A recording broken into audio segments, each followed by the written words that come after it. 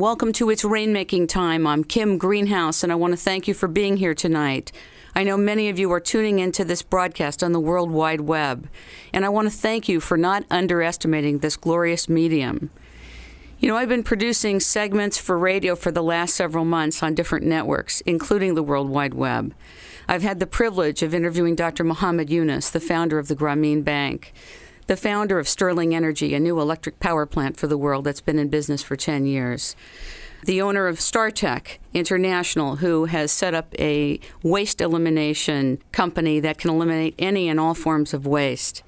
People in magnetics, in science, in health, and wellness.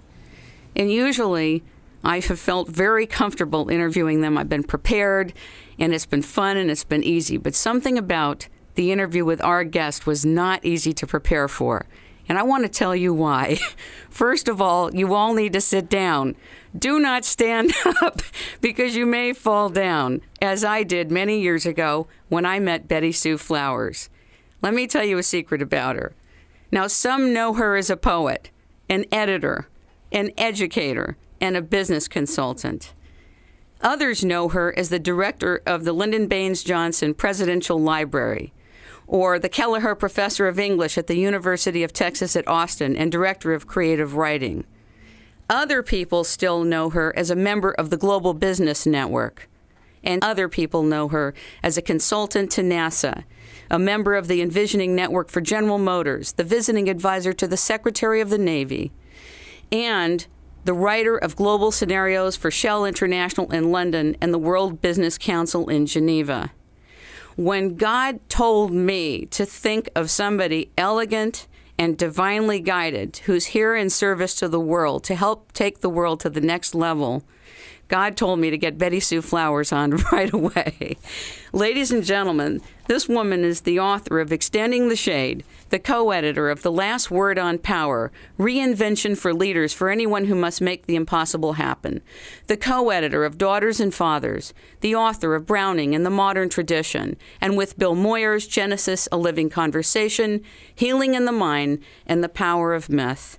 I can think of no greater person to invite to It's Rainmaking Time for a celebration of a new story for humanity other than Betty Sue Flowers. Ladies and gentlemen, please welcome Betty Sue Flowers. Well, thank you, Kim. It's so good to be here, and what a lovely introduction. I'm in such good company, not least with you and the other guests that you've had on this program, and I really love what you're doing. You put it just the right way, as far as I'm concerned, which is a new story for humanity. And I think that's what we all need. And the wonderful thing about story making is that it's a natural human thing to do, and we're all involved in it. You don't have to be elected President of the United States or be CEO of a corporation to be involved in this greatest of human endeavors, which is creating a new story. You have done extensive work with Shell International in London to be part of editing and co-working with them for a future scenario. And some people would be very happy to hear about that, and other people would say, "Oh God, why is she working with either a multinational or an oil company, and how could they possibly care about the future?" And I just thought to set a context for the audience tonight that you would share about how your work began with Shell and what you did with them. Well, I'll try to make this short, Kim, but it's a kind of it's an interesting story, because what happens when you ask a deep question of yourself and of the world, and my question was, why is there so much unnecessary suffering caused by the stories people tell about who they are and who they might become? The answer to that question led me deep into the forest of the economic myth. Let me explain a little bit. I think 4 myths have created us in the West. The myth of the hero, the religious myth, and by myth I don't mean something untrue, but just a grand or big story, the democratic or scientific myth, and thank goodness our country was founded during the heyday of that myth, and the myth that we're in now, the economic myth. And when I, as an English professor, ask what can I do to contribute to the world beyond the teaching that I do, one of the things that I saw was that we were telling highly inadequate stories about who we are and who we might become. Knowing that we were within the economic myth, I thought, well, do I have to go back and get another PhD in economics And fortunately, the opportunity to work with Shell International with a team of 20 mostly economists from all over the world allowed me to learn how to write stories within the economic myth and to get exactly the kind of educational experience I needed to work within the myth which has us all enthralled. It's the first truly global myth because there's no language barrier. It's all about numbers. It's conveyed in numbers and images. So working within this economic myth, no better place to work within a major multinational company which is involved in energy. That's what runs the world, energy of one kind or another, with a team of economists from all over the world. So I felt very privileged to work there. And every oil company, in fact, every major company has to think very seriously about the future. So what better place to be than a place where people are investing billions of dollars in a future 20 years down the road? When you look at the concept of scenario, could you explain that to people that don't have a context? The actual, what is a scenario? Give us a little piece of the logistics of how does a company or an organization move? First of all, identify what scenario they're in. Well, scenarios sometimes are misunderstood. That is, the word is used loosely to mean some kind of story about the future. And people will say, well, what's your scenario about what's going to happen in the election? Or what's your scenario about the next 20 years in the world?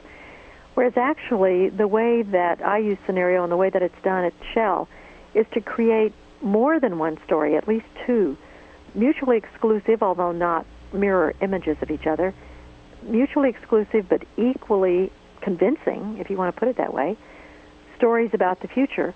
And these stories make you, if you're the recipient of the stories, be flexibly oriented towards the future. Most of us think about the future simply by taking the past and misfiling it into the future. We just take the past and do a kind of straight line diagram into the future.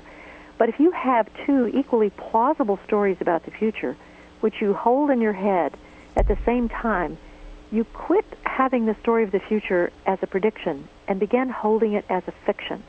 And once you hold the story of the future as a fiction, because two equally plausible stories can't both be true, once you hold these stories as a fiction, you're loosened up and you begin to see that most of what we say about reality is a fiction.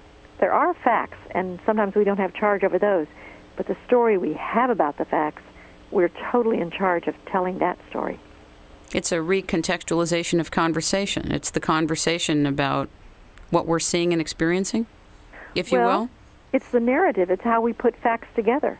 You know, you can say, well, I was born in such and such place, of such and such parents, with such and such IQ, and you can go on and give all the facts, but what you say about the meaning of those facts is entirely under your control.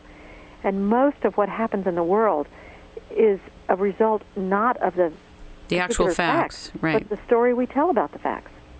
And of course, the story we're telling now globally in the world, and particularly in the United States of America with regard to terrorist attacks, what it means, that whole scenario.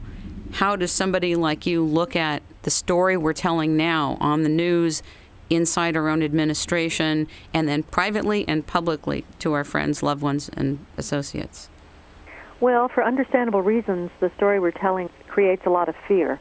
We're telling a story of hidden enemies all over and who want to do us in, and there's some truth to some of that on one level.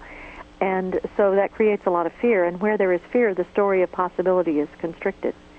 So I would like to see us tell a story which opens out a little more, saying, given this situation, what opportunities are here? What opportunities lie within the situation? And we saw that open out soon after 9/11.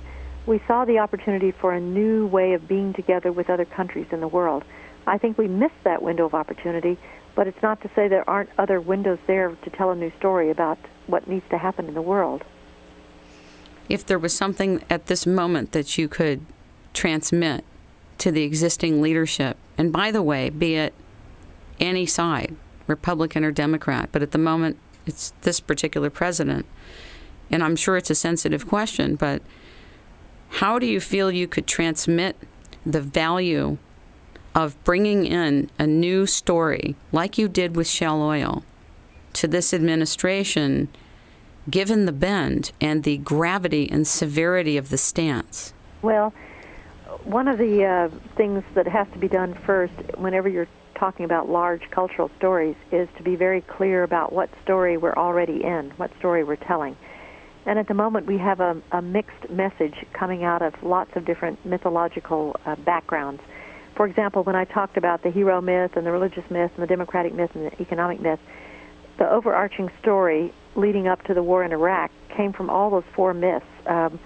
Some people said, oh, well, it's all about oil. Another said it's about the axis of evil and overcoming evil. Another said, well, we're there to create a democracy in Iraq, or we're there to fight our enemies. So each of those, you know, when you tell a story from different myths, they have different consequences, and pretty soon people get pretty invested. There's not an overarching story that we can believe in that is a story about what the values are of what we're up to. So in a way, we're not very clear about the stories we're telling, much less being clear about a new story that we could tell together. And I do mean together. So there's another story about what it takes to even create a story. These things are complex. There's not just a content that's to be offered, you know, like here's the story. If you say, right, you tell this story, that it's layers within layers within layers, if you will. Well, and yes, and it also has to do with the process of storytelling itself. It's not about somebody making up a story and selling it. It's about a story emerging. Do you think it's possible to midwife a new story for humanity with the U.S. government? Yes, I do think it's possible. I just finished a book with three guys from MIT, Otto Scharmer and Peter Senge and Joe Jaworski, called Presence. And this is a book about how it's possible to do large-scale change in the world in groups, because I don't think we're looking for a leader on a white horse to come save us. We have to do this together at a grassroots level through groups. And what is it that allows the future that wants to emerge, and I'm sorry for this language, you know, I'm making it seem as if the future is destined and wants to come through, but I don't know any better language. But what allows the future that wants to emerge creatively in a group process? So there's a lot of process work to be done. There's a lot of thinking about the future, not using the old paradigms of the past, but listening, learning to listen with a great deal of imagination to each other.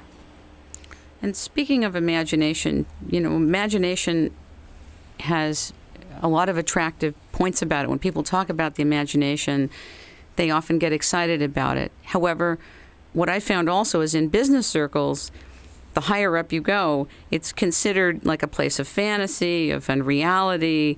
You know, more creative people, I have found the more creative one is, one has more congruence with, connection to the word imagination, the faculty of imagination, more comfort with it. The more you get into the economic myth and have integrated and absorbed it as it is, kind of like that seems like a place of unreality and fantasy. And yet, in my experience in the last 14 years, it's where I see the conception and formation of creative works, solutions, and industries.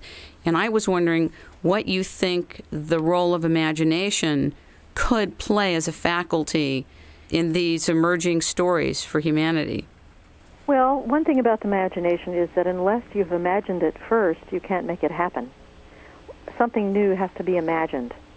Even when it's emerging, it has to be a possibility, has to be imagined, that there can be something different. I also think that, as you mentioned, a fruitful place for imagination to work now in the world is in multinational corporations. And although those are difficult breeding grounds for imagination, it's absolutely necessary for us to imagine new ways of being in the world together economically, because that's the engine that drives people to operate together, even when religions put us on different sides of some issues.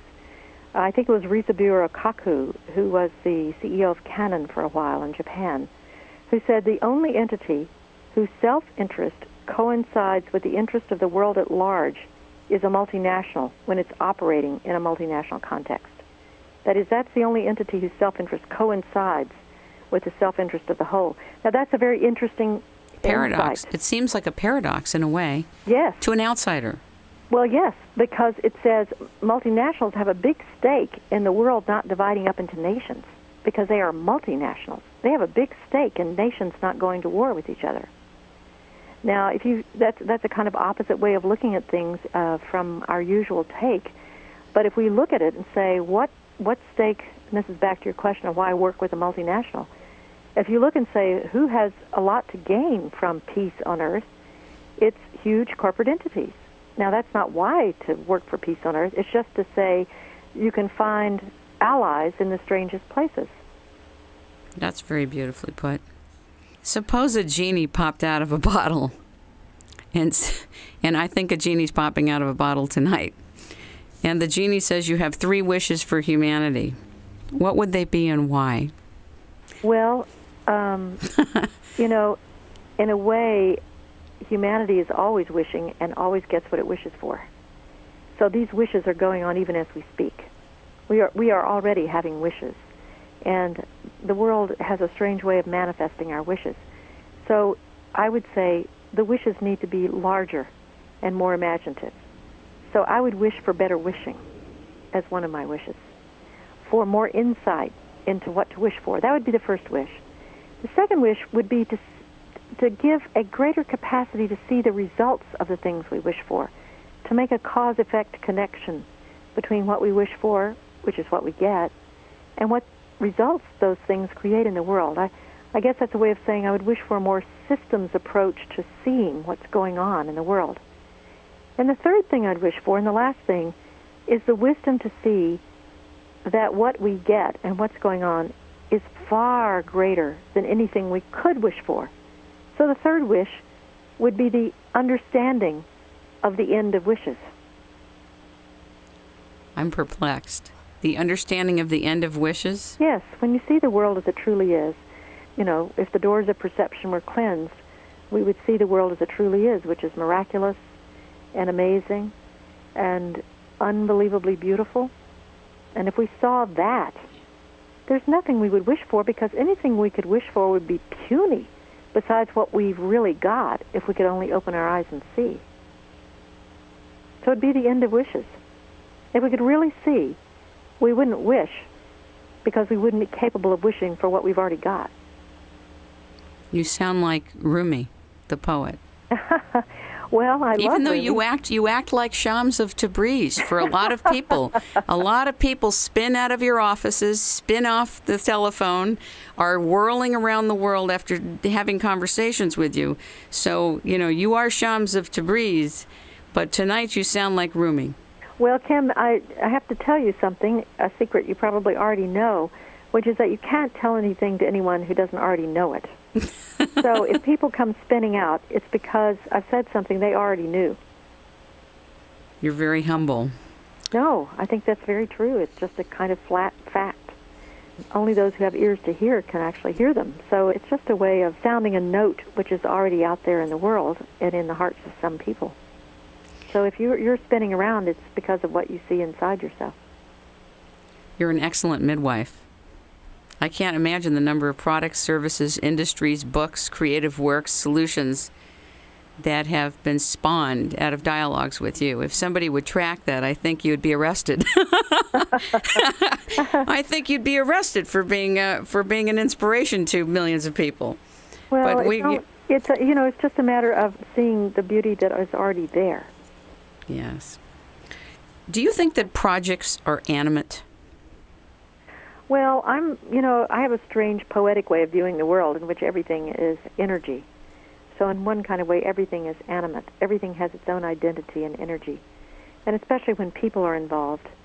If you look at a piece of wood that a wood carver has carved with love, it's got its own life and energy.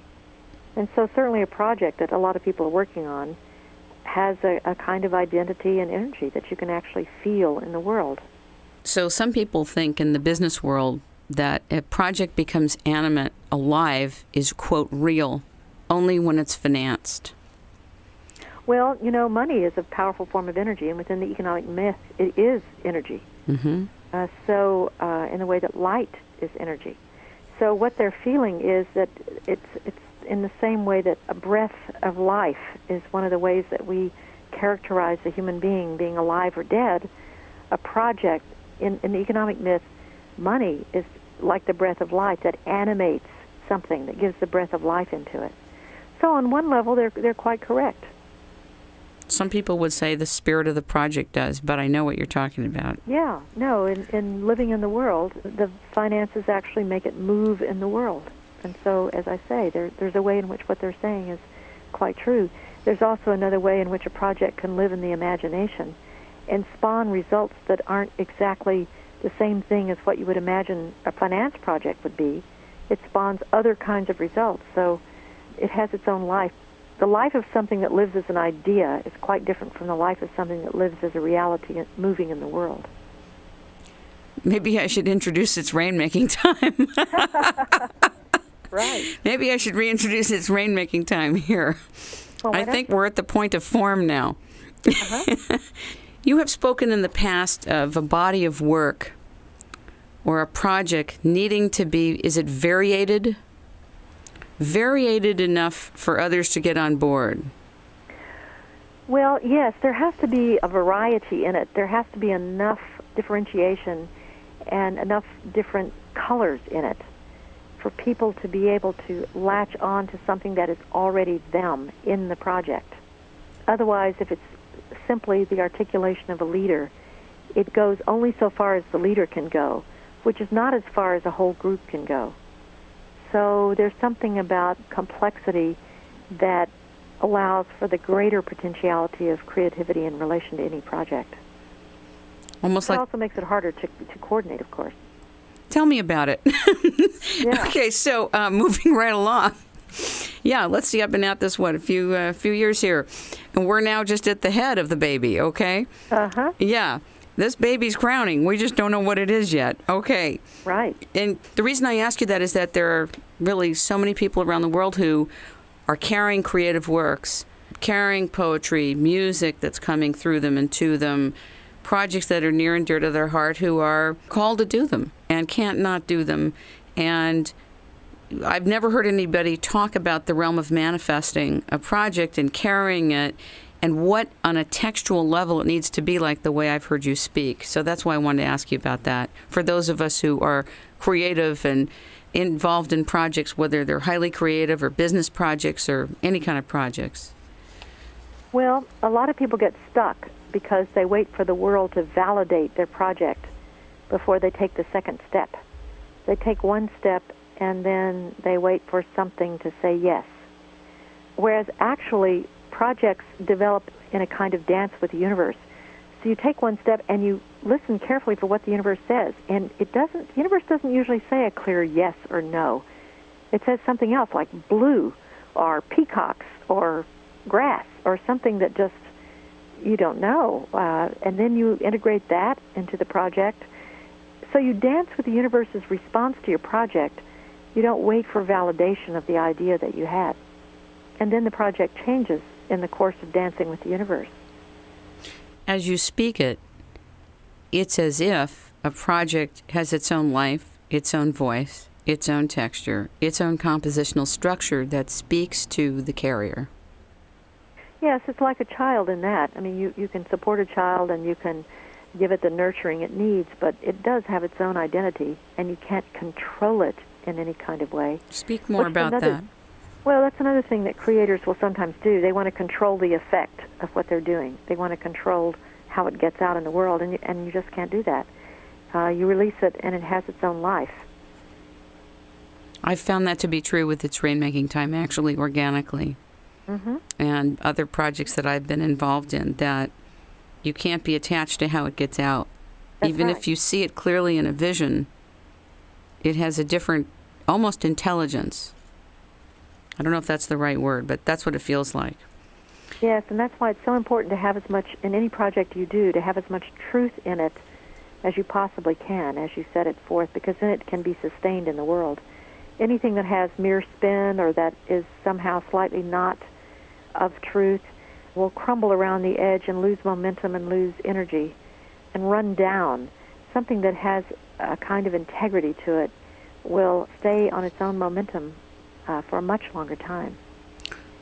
Although I'm sure some people would say, you know, when you're talking about the works of pioneers like Sterling Energy and StarTech and, you know, some of these people that are bringing through very important works that have a lot of integrity, you know, they've struggled for years. I mean, they've been through all kinds of things where they've also, you know, at times lost momentum. I mean, all of them, even Dr. Muhammad Yunus with the Grameen Bank. But then something happened and it caught hold. And it's always a kind of hero's journey where you go into the dark night of the soul or the belly of the whale all those other kinds of things Joseph Campbell talked about in the typical hero's journey. And you just know that that's part of the path. You've met so many fascinating and creative people. And I know this is a difficult question because you can't limit the number of people because you've just met too many incredible people. But you've done a lot of traveling, and you've talked to thousands and thousands. I can't even imagine how many thousands. But in the last, 5 to 10 years of your life, are there a few people you are comfortable speaking about and sharing with us that have influenced you dramatically? Well, I think a lot of the people who have influenced me, you wouldn't know their names, and some of them I don't even know their names. I'm thinking of one woman I saw in a cafeteria. I was leading a group at Vassar, a group of teachers in a workshop, and every day we went through a cafeteria line, and I happened to notice the woman who passed out potatoes. It's one of these, you got more or less the same food every day, different meat, but always potatoes. And she passed out potatoes, and I noticed that people were talking to her. She was talking to them. And at the end of the week, the teachers gave a party for the cafeteria crew. Now, that's highly unusual. Very seldom do you just get to know the cafeteria crew.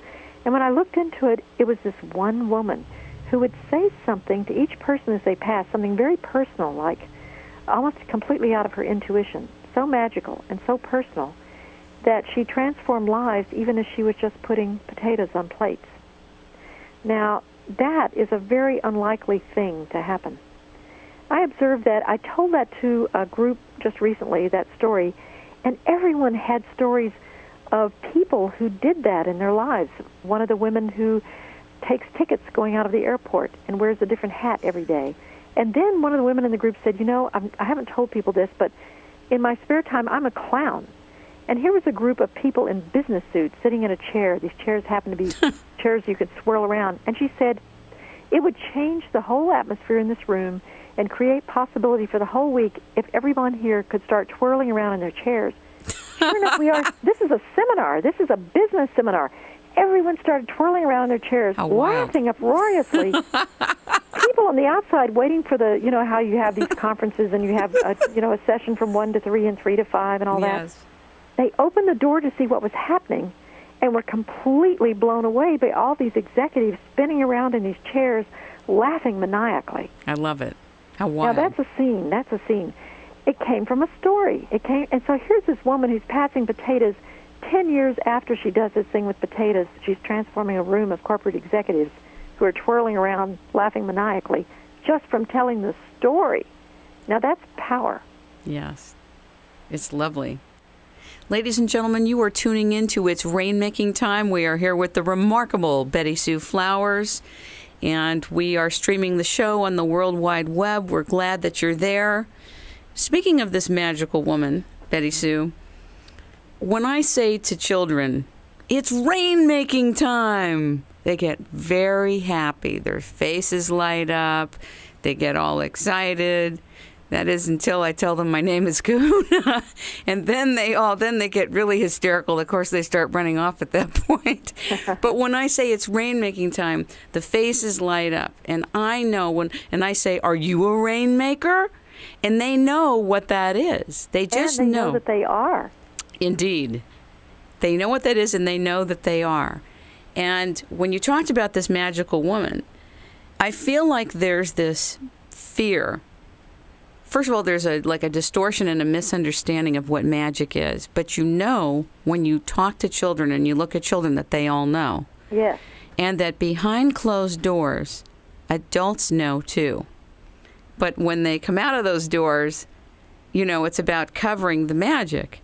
And I was wondering if you could share a bit, because most of your world and most of your life has been so magical. I really would like to defer the conversation about magic to you at this point, to share something, your take on what it is and what it isn't. Well, to me, magic is not superstition. It's not about making something happen. The old form of magic, sympathetic magic, is if you burned so many animals on the pyre, you'd make God do X, Y, or Z. It's a kind of lower form of technology. That kind of magic is not interesting to me. The magic that I'm thinking of is the noticing of the synchronicity in the world that already exists and the capacity for joy that can burst through at any moment. The corporate executives swinging around in their seats said, in effect, you know, we don't all have to play the role of this heavy seriousness. There's a great deal of joy in the world that can come in little pieces and in unexpected ways. And to me, magic is that twinkle of joy and possibility that breaks through our stories that create the world as if the world is a static place. The world is much fuller of possibility than we give it credit for. And magic just opens the door to the possibility that already exists. Do you think that the spirit is behind magic? The individual spirit is really kind of the animator of the magic, or the vehicle by which the magic comes through? Or how do you relate the two? Or how do you think about the two? Well, in a way, magic is kind of the result of a conspiracy, and the conspiracy is the uncovering of conspiracy. You know, in The Wizard of Oz, when pay no attention to the man behind the curtain, you know, and you unveil this tremendous, scary force, and it's someone working a bunch of levers. Well, what magic does is it unveils the deep seriousness with which we all take each other, and in which we take everything. And it says, look, what is all this about? What is it for? I think our founders had it right. Life, liberty, and the pursuit of happiness. The pursuit of happiness is a very profound notion that we tend to take rather superficially. It's as if life intends for us to have joy so much, and that's something children understand. So I think that the spirit of reality is a spirit of joy and of seeing how things connect, and how astonishing it is that doors open when you most need them to open, and that people come to help when you most need them to help. That the world is set up that way if we only could see it. In the United States of America, would you not agree with me that this is a culture that prides itself deeply on making things happen, vis-a-vis the will? Oh, yes. And therefore, on one hand, that's responsible for many of the wonderful things that have been created and generated from here. And on the flip side, it has also been like the bane. One of the big problems with letting magic in, letting things come through, trusting that doors will open. It's a strange paradox, if you will. We're the make-it-happen country, and yet there's other divine principles and forces at work which work with us and do a lot of the work for us. I mean, it's in a lot of religions and traditions, and yet this is the country that prides itself on willing everything into being. How do you see that opposite of the situation that we're in right now? Well, I think and I love this about our country, we are the make-it-happen country. I think the issue is, what is the it that we're making happen? And what have we looked carefully and listened to people about what wants to happen, what wants to emerge? We sometimes get an idea in our head, or we don't really think about it very much, of what we want to make happen, without seeing the new thing that might want to emerge, which is quite different from what we want to make happen. So you're right to use the word will, because it has to do with the education of the will. We've recently had a book about the education of the emotions, emotional intelligence. We know about the education of the mind. We don't know that much about the education of the will. And that's something to be thought about very deeply, because there are different levels of will. There's the puny, unfree will. There is a larger will that you can be connected to with your will. There's all kinds of things about the will that we don't think about. We just willfully go out and impose an unthinking pattern on other things occurring in the world. I sometimes see it as the central nervous system of most of the suffering of the world. Yes, but you know, when you look at life, the way life is set up, even the human body, so many things operate in patterns of light and dark, and left hand, right hand, and left foot and right foot, and heat and cold, and all the systems have to do with opposites dancing together. It's not ever just the imposition of one thing. We sleep and we wake, we breathe in and breathe out. So the trouble with imposing will is that it tends to go just in one direction. And the stronger you impose your will, the less you are likely to be listening. That's very powerful. You did some work with Dee Hock, the founder of Visa. Is it chaotic organization? Yes. On chaos and how he built Visa. And it sounds like it's appropriate to ask you about your take on what is it to found something in an organism based on chaos and how that could alter the way we experience our will and use our will. Well, mostly I talked with Dee while he was writing his book. He was articulating what it was that happened when he helped to found Visa. And he coined the term chaotic because he wanted to point out that chaos theory and chaos are not just one and the same thing. His great insight about Visa was a biological one, and that is that you can have organisms of incredible complexity emerge from very simple iterations of something if you don't impose a kind of centralized control.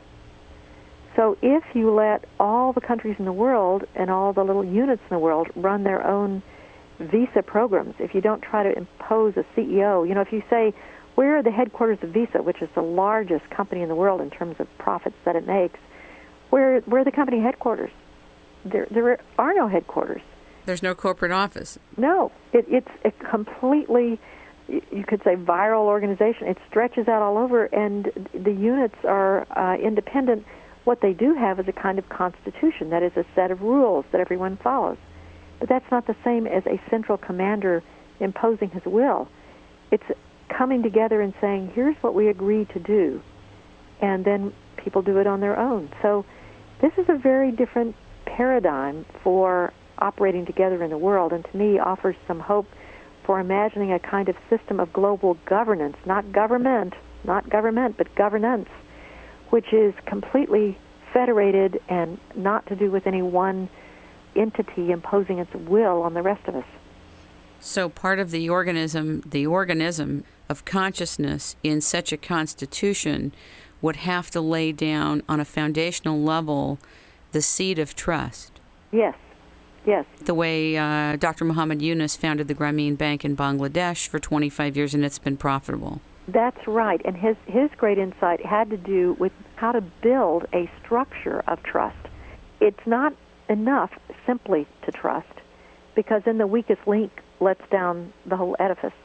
But if you build a structure that rewards trust, in which trust is a key component, you can build something both very powerful and very slender in its resources. If you think, he didn't start off with billions of dollars to loan. He started off in a very small way. How does that translate in the real world? Do you actually know when you say he started in a small way, meaning an office and a phone? I mean, are we talking at that level? Yes, or even just your own ideas. I mean, what you're starting on the web with this rainmaking program, you have no idea what person listening to it or somehow coming in contact with it will be inspired to do. You just have no idea. I'm scared to know. Well, I mean, truthfully, in my heart, I want a new station for the world. Right. That's what I desire so strongly.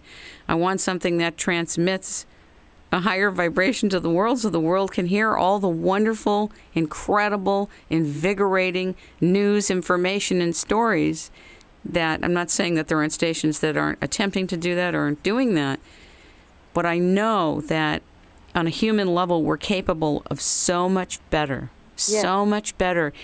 And kids are in front of television sets and families are, and we're mired in it, and we're really hypnotized by what we're hearing. Yeah, but you can hang out with different people and with different stories. You can decide not to watch the evening news one night. I think it's responsible to know what the news is, but actually you can get the news very quickly and then read a Rumi poem instead. And you'll be transported to a place, given the same 20 minutes that you have in the day. You can understand the news about 5 or 6 minutes, and then you can read one news story in depth so that you understand things the news can't say just by giving you a headline. And then you can read a poem or listen to music, and you'll be in touch with a reality that makes better sense of the news than some of the news stories do. And now, ladies and gentlemen, I'd like to open up the call-in lines for those of you who would like to introduce yourself to Betty Sue Flowers for the next 15 to 18 minutes by calling 1-877-625-3724. And I'm going to repeat that 2 more times. For those of you who are shy, I really want you to call and introduce yourselves and ask Betty Sue Flowers a question. 1-877-625-3724. And I'm going to say this one more time. The call-in number for its Rainmaking time tonight is 1-877-625-3724. Now, while we're going to stand here and pray that people have the courage to call, I'd like to ask you a couple other questions while we're waiting. And it seems like rainmaking has a lot to do with waiting, Betty Sue. I used to think it had to do all with doing. And I would say 10 years ago, I was a nonstop doer. Now it's listening and waiting. Now, I would say that I've refined my skills. The question I have for you now is, what right now is a couple of the single biggest challenges that you have faced in your life to date, even with your incredibly gifted capability, multifaceted life, wonderful family life? What are some of the challenges that you have faced that you would like to share on the air with us tonight? Well, the challenge I'm facing at the moment is a challenge about how do you solve large problems like the healthcare problem in the United States from the grassroots. Something like that takes so much coordination so that we think only the government with policies either undoing something or doing something can solve the problem. And certainly private entities have no incentive to solve it, individually money-making entities. So how is it that people could form, what's the form of organization that allows solutions to come from the grassroots? It's a great question. And that's what I'm trying to do with healthcare at the moment. So I have a lot of initiatives going at the library and elsewhere, and we're just starting, but we've made some good progress, and we'll see how this works. It's just an experiment, and these are experiments in social leadership, grassroots leadership, and grassroots policymaking. And I just want to see, it's very, very, very difficult. I just want to see how it can be done. I had an opportunity to sit with Thich Nhat Hanh 2 years ago when he was in San Diego. And I told him that I asked a question, and I held this question for 14 years. And I said it sent me all over the place, and that I was scared to keep asking these kinds of questions. And what was the question, Kim? Well, I'll see if I can remember the full gamut of what I told him. But basically, what would it take to establish a solution delivery agency that would spawn a new generation of products, services, industries, and solutions for humanity that would also provide the finance, that would fast-track the financing of all of these things? What would it take to have that come together? And I didn't say it as eloquently as I wrote it and have been holding it, but basically, what would it take to spawn a new generation of solutions for the world that have got to get to the world and must be financed? What would quicken it, expedite it, and break through the scarcity and the bureaucracy of many existing solutions not being able to be financed in either the research or development stage, to expedite the time frame from conception to full delivery? And I'm really sometimes worried about myself that I'm perplexed, and I'm still working on that puppy. But I will tell you, he said to me that if all I did was continue to ask that kind of a question, that it would do a lot of good in the world for other people to join me in asking that question.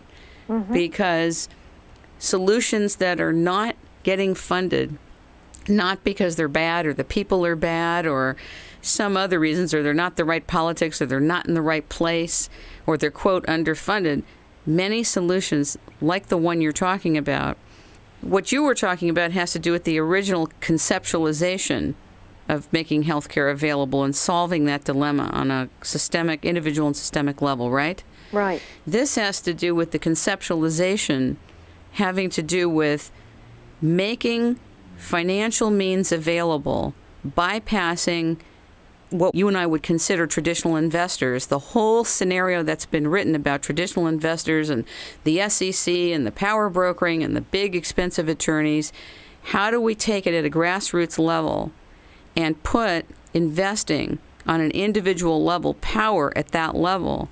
Now, I know there's many people around the world who have tried different scenarios from different types of funds and this kind of fund, and Dr. Muhammad Yunus did his organism and organization of a big key of that, but there's another key into it.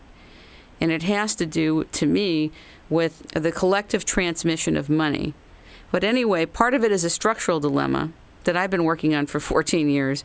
The other one is a consciousness and conversational level, trying to get people to get that it's possible. So, for example, on a concrete level, if I say to you, look, Betty Sue, it's possible that we could get 100,000 people to wire $500 to Solution X to fund it, develop it, protect it within 24 to 72 hours. That's remarkable, without having to have an SEC offering, pay an attorney's firm $100,000, all the barriers and hoops and hoops and hoops. So basically for 14 years I've gone in and studied the whole kit and caboodle, how everything in sight works about that. But I will tell you that the next step in putting, actually bringing it all together, it's a very, very big feat. But the question itself took me to all these places to try to solve it, to better understand what's here.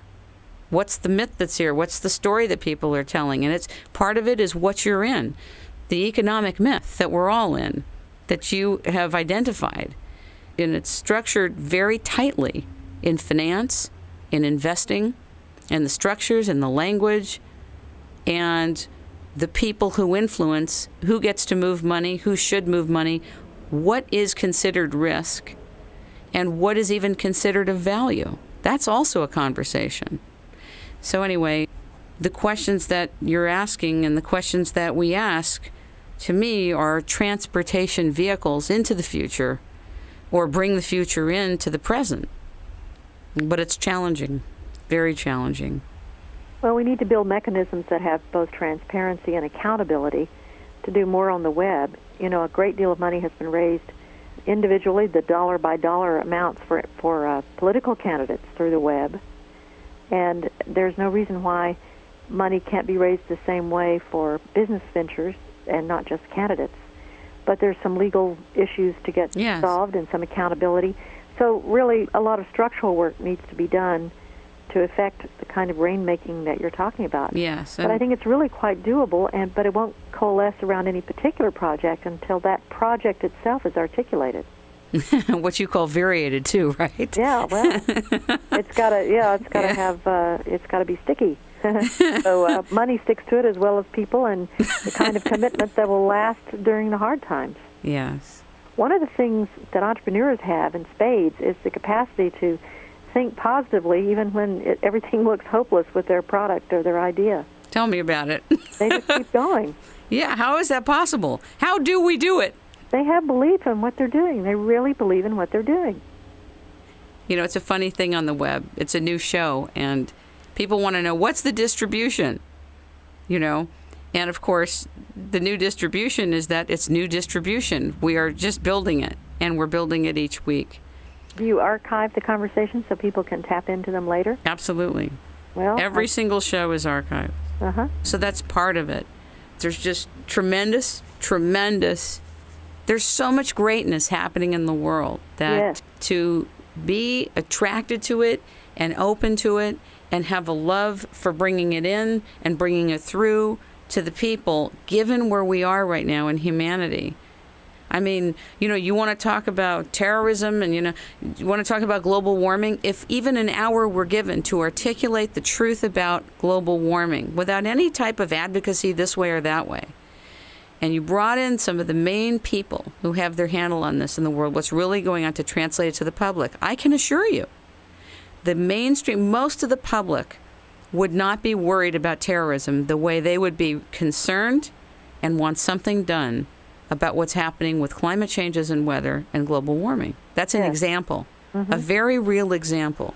When somebody high up in global warming says, in 20 years, the way it's going and the non-attention to this matter could put Europe in an ice age. That's not funny. Yeah, it doesn't even take a dirty bomb to affect great change. And there are a lot of things along those lines. One of the reasons I've been interested in healthcare is observing the way it skews lives, the way people make decisions about where they will work based on health benefits.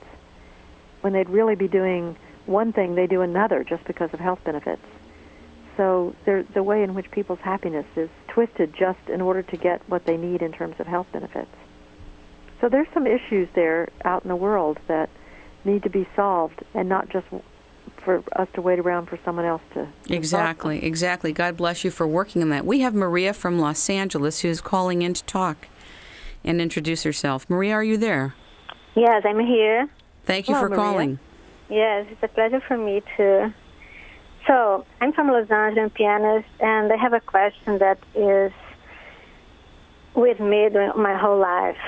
So I'd like you to tell us what's the experience that living both, how we can live the life, listening to the dance of the universe, but at the same time creating power, creating the new possibility that we imagine through our willpower, how we can experience both and balance them. I can only answer in an image, and then you can ask me another question to be more specific if we can, if the image doesn't help as much. But in a way, we almost have to live with feet in both worlds, and we're given 2 arms and 2 legs and 2 eyes. You know, our eyes see together. They make binocular vision because our eyes can work together. We have to keep one eye. We have to see near and far, and the only way we can see with depth is to see with both eyes together. So the metaphor there is that the question, as I would ask it, is not how can we, but how can we prevent ourselves from falling into one side or another, that we have to keep both things going. Now, is there a specific case that you'd like to know about? And then we can be quite more specific, and that might be more helpful. No, it's just like, I don't know, I feel that there are 2 energies living with me all the time.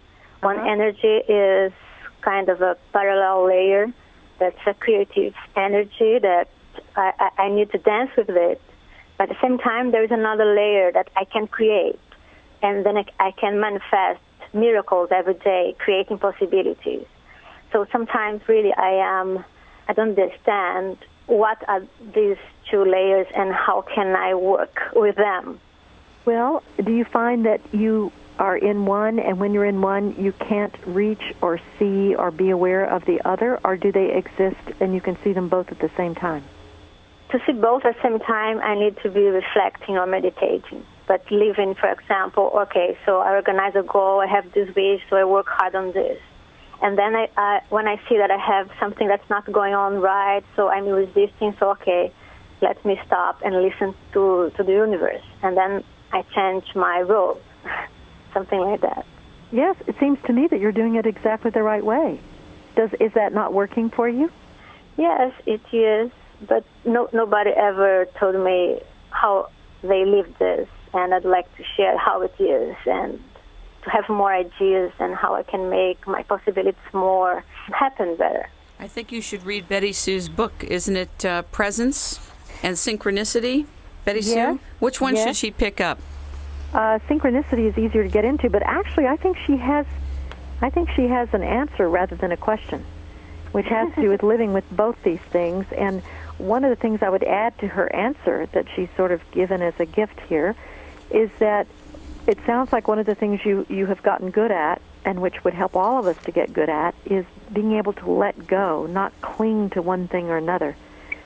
So when you're living in possibility, you can let that go in order to see the cosmic coming through, and you can let that go in order to manifest, and so that you can move in a fluid fashion from one state of being, which is natural to human beings, to another.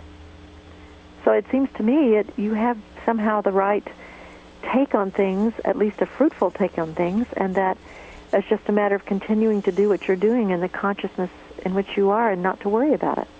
Yeah. Thank you. I think you're doing the right thing. Doesn't it feel right to you? Yes, I really feel this.